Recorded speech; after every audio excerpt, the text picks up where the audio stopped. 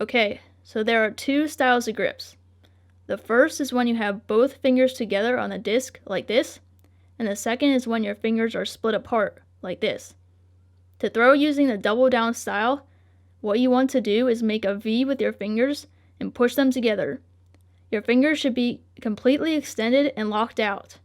To throw split, you're going to make an L with your fingers, and again completely extend them and lock them out.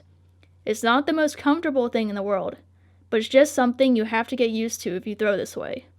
If you don't extend all the way, it will slip, because there will be space between your fingers.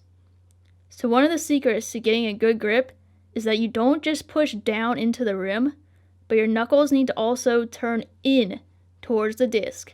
You'll notice that my elbow, as a result of turning my knuckles in, will come up and kind of level out. This is what it looks like when it's right. Secret number 2 is that in order for it to not slip, you need to take up all the space in the pocket of your hand. This is super, super important. Even a tiny amount of space will not make it work right. You'll see here that a lot of these are really close to being correct. There's only a tiny bit of space, but that's all it takes for it not to come off your hand right. Secret 3 is your fingers need to stay in the same position throughout the entire throw. You'll see in these examples of when I do it correct, my fingers don't move an inch, and when slipping, my fingers move slightly.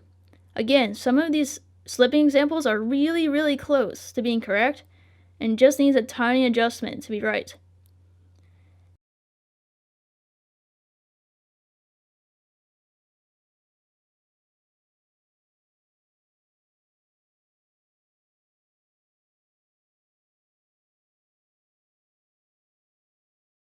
If you're just starting out, I recommend trying both styles of grips and seeing which one you do better with.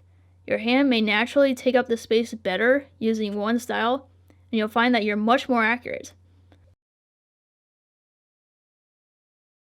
The first step of getting a forehand has nothing to do with actually throwing a disc.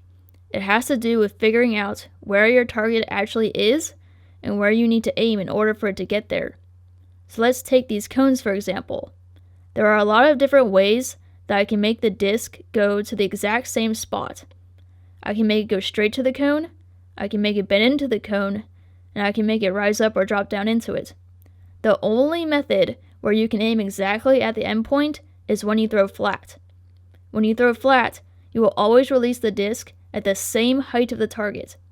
So if the target is at your target's chest, you have to throw at the height of their chest. Not your chest, theirs. If the target is higher, you have to release the disc at a higher point. If the target is low, like around the knees, you have to release the disc at the level of their knees. Flat throws stay at the same height for the whole throw because they go straight to your target. If I aim for a flat throw, I cannot throw a rise, or I will miss high every time.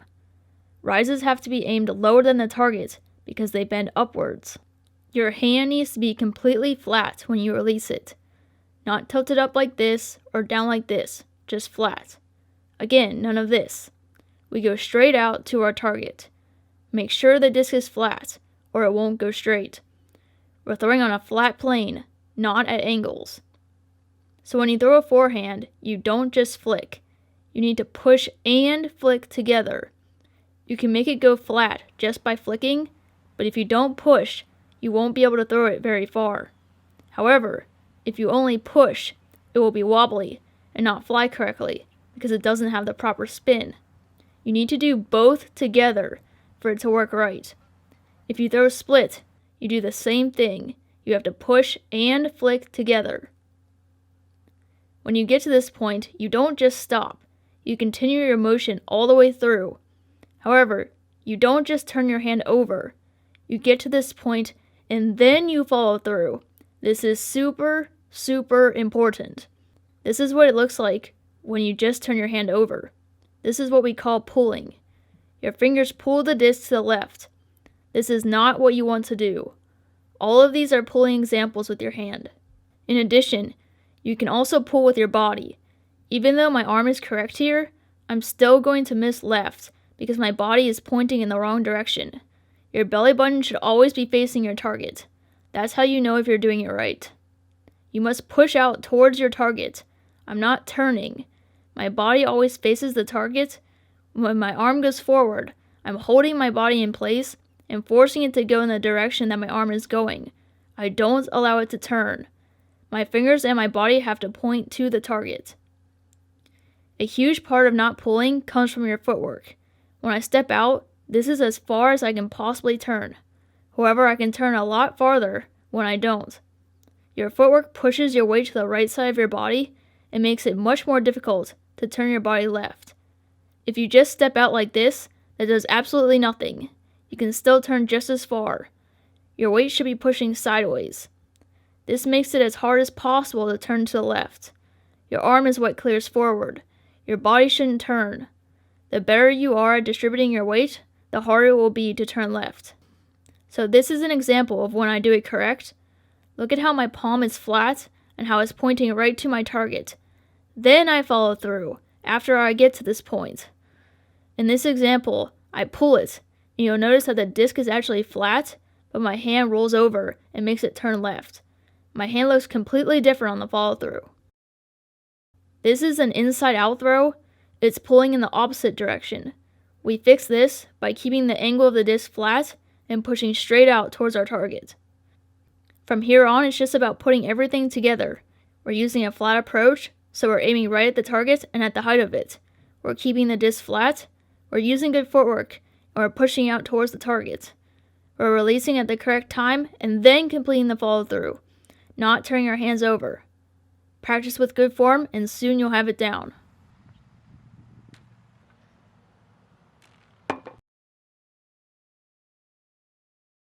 Okay, so remember back to the drawing in the previous video of how there are lots of different ways to get the disc to the exact same spot. Today we are going over bends. Bends cannot be aimed directly at the target. They have to be aimed to the left or right of it, depending on which way it's bending. In this video, we're specifically talking about this bend, which is the outside end to righties. I need to aim out here in order for it to end here. The mechanics are almost identical to what we learned before. We use the same footwork, the same grip, the same flick, the same extension, the same fall through, and the same body control. There are only 3 things that change: the aiming point, the plane, and the angle of the disc. That's it. So now we're throwing with a different angle of the disc. Before we kept the disc flat and threw on a flat plane. Now we tilt the front end down and throw on a curved plane. We use the same concept as before of generating momentum forward without turning your body. Your belly button still faces where you release the disc. It's a really hard, tight snap. We aren't just turning our hands over. Flick it and then follow through. Don't pull it. In order for the disc to end in the middle of the goal, I need to aim here. If I aim anywhere from here left, I'm going to miss badly. Let's watch.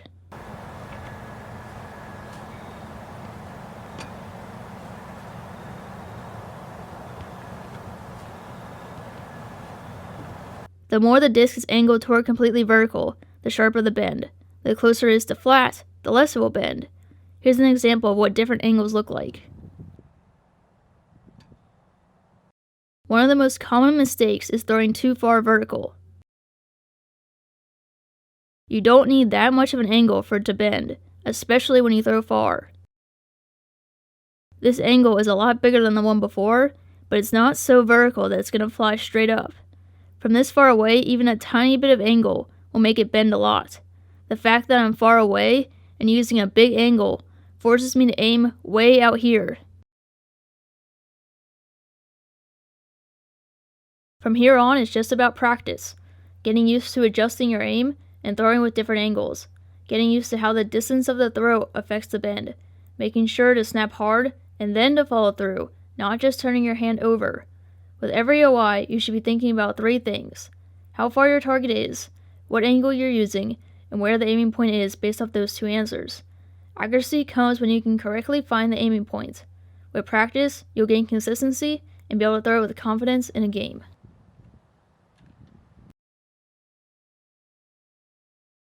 For those of you who don't know, this is what an IO looks like. Okay, so remember back to the drawing in the previous video of how there are lots of different ways to get the disc to the exact same spot. Today we are going over bends. Bends cannot be aimed directly at the target. They have to be aimed to the left or right of it, depending on which way it is bending. In this video, we're specifically talking about this bend, which is the inside out to righties. I need to aim out here in order to get it to end here. The mechanics are almost identical to what we learned before. We use the same footwork, the same grip, the same flick, the same extension, the same follow through, and the same body control. There are only 3 things that change: the aiming point, the plane, and the angle of the disc. That's it. So now we're throwing with a different angle of the disc. Before we kept the disc flat and throw on a flat plane. Now we tilt the front end up and throw on a curved plane. Flat, IO. Just like before, we don't just flick. We push and flick together. The IO uses the same concept as before, of getting to extension and then completing the follow through, not just turning your hand over. You get to this point and then you follow through. This is super, super important. If my target is in the middle of the goal, I can't aim at the middle of the goal, or I'll miss way out here. In order for the disc to land in the middle of the goal, I need to aim out here so it can bend into it. Different angles make the disc bend at different intensities. The more the disc is angled toward completely vertical, the sharper the bend. The closer it is to flat, the less it will bend. Flat, bends a little, bends a lot. Here's an example of what different angles look like. Something that can be helpful when you need a big angle is to step straight up. When I use traditional footwork, this is as far as I can possibly turn, but when I step straight up, I'm able to throw at a much bigger angle. When I filmed this tutorial, it was very windy. The wind makes things a little more complicated and can completely change what we do. The first thing you need to do is you need to decide what approach you are using. Do you want to curve into the target, or do you want to go straight to the target? Let's say the wind is blowing this way. If I throw it flat, the wind is going to push it and it won't go straight. You have to tilt the disc in the opposite direction of the wind, so it pushes against it and turns it back flat. This is what it looks like when you throw it perfectly flat in the wind. It gets pushed. For the disc to actually go straight, you have to tilt the disc facing the opposite direction of the wind. The wind pushes against the angle and turns it back flat. The reason why throwing in the wind is so hard is even if you choose the correct throw to use, that is not enough. If you don't use a big enough angle or throw it hard enough, it will still get pushed badly by the wind. However, if you throw it too hard, it will behave like a normal IO and miss right. In order for it to go straight, you have to choose the correct angle and velocity. This is aimed straight, but gets pushed left because it wasn't thrown hard enough. This one I used a little bigger of an angle and threw it a little harder, and that made it go straight. To throw a bend in the wind, everything stays the same except you need to overthrow the wind to make it curve. You need to use a big angle and throw it hard so that it overpowers the wind. If at any time the disc is traveling slower than the wind, it will cut back the other direction.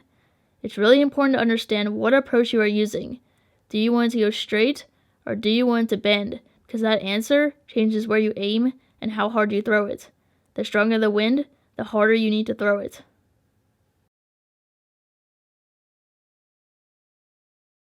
For those of you who don't know, this is what a forehand rise looks like. The rise is one of my favorite throws and has so many uses. It makes dealing with the wind so much easier. It really took my game to a whole new level. However, other throws need to be learned first, so by now you should know how to throw a flat forehand, OI forehand, and IO forehand. You need to know these because they are used to counter crosswinds. Only knowing a rise doesn't help in a crosswind because you will still miss to the left or the right every time.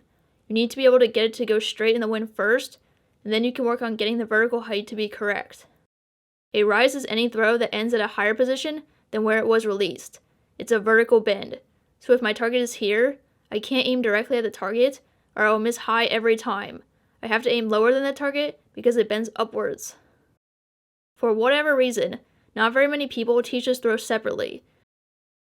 They just call this a low release and clump all of these throws together, which to me is super confusing because you have no idea what you are actually throwing. They all behave completely differently.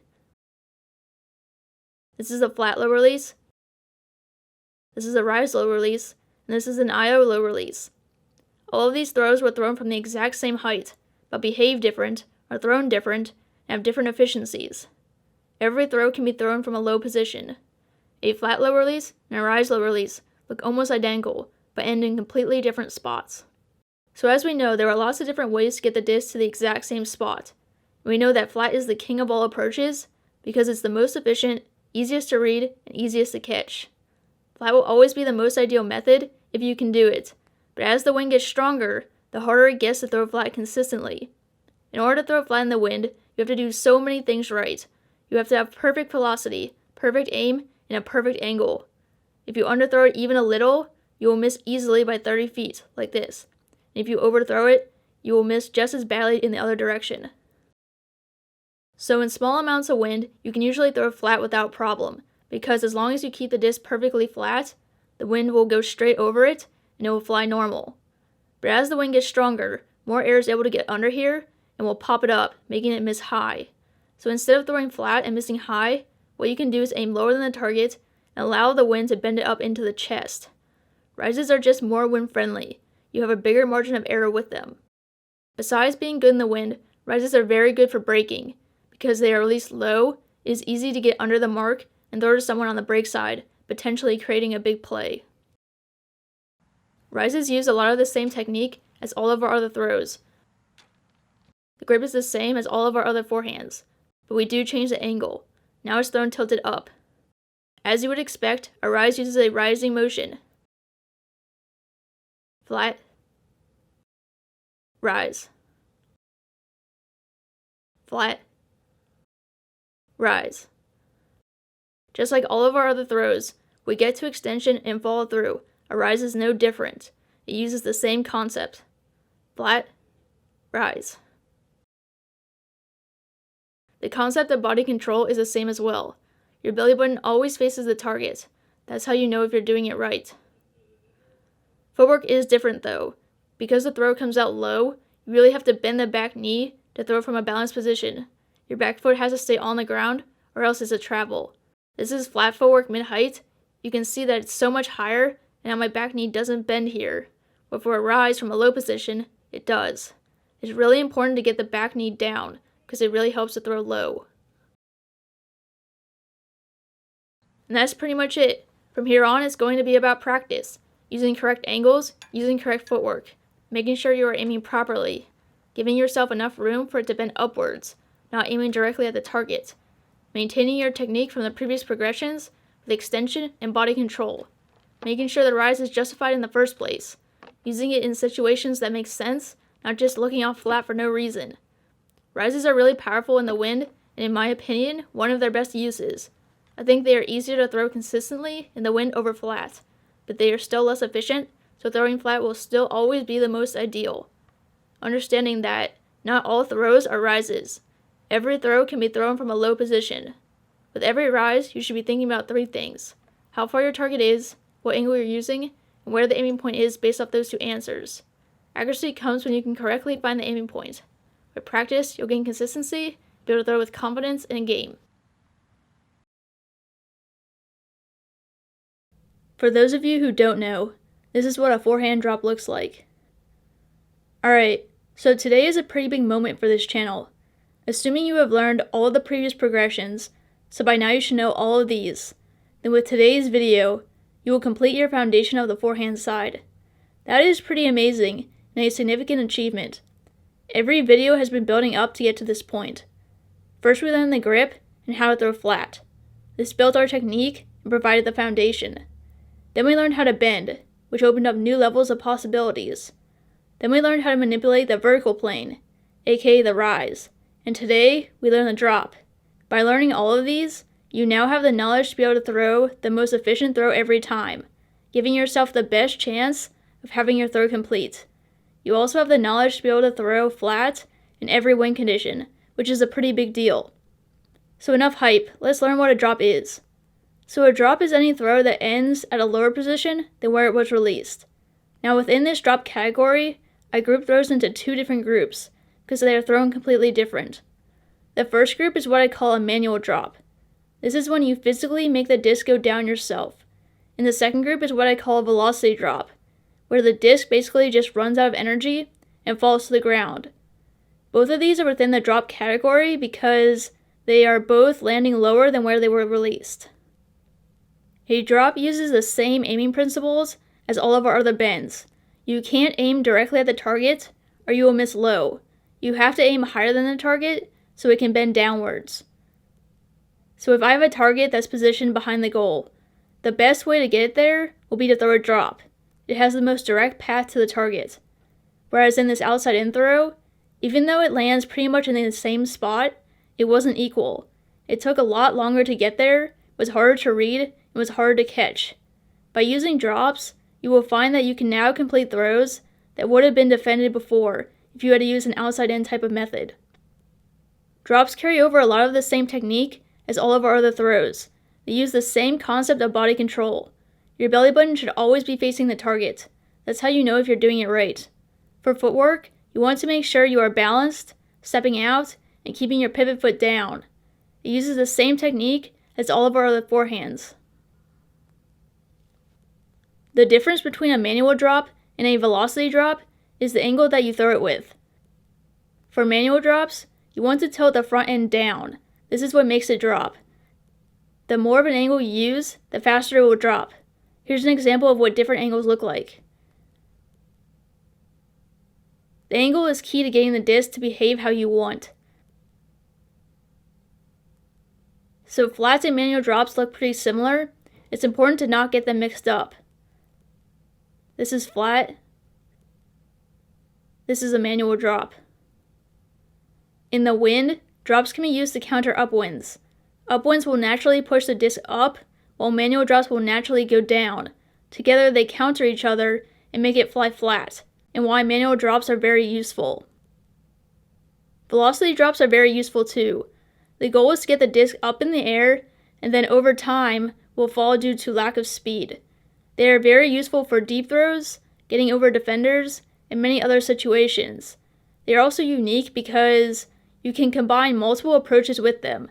You can make it rise up and then drop down. You can make it bend and then drop down, and you can make it stay flat and then drop down. This is really powerful and opens up new possibilities. Generally, you want to keep the path as flat and direct as possible. This makes it easy to read, easy to catch, and hard to defend. And if you have made it to this point, congrats! You have completed the foundation for the forehand side. From here on, it's just about improving your consistency to a point where you are happy with it. Remember that there are two sides of throwing, the technical side and the mental side. Both sides need to be worked on if you want to improve your competitive play.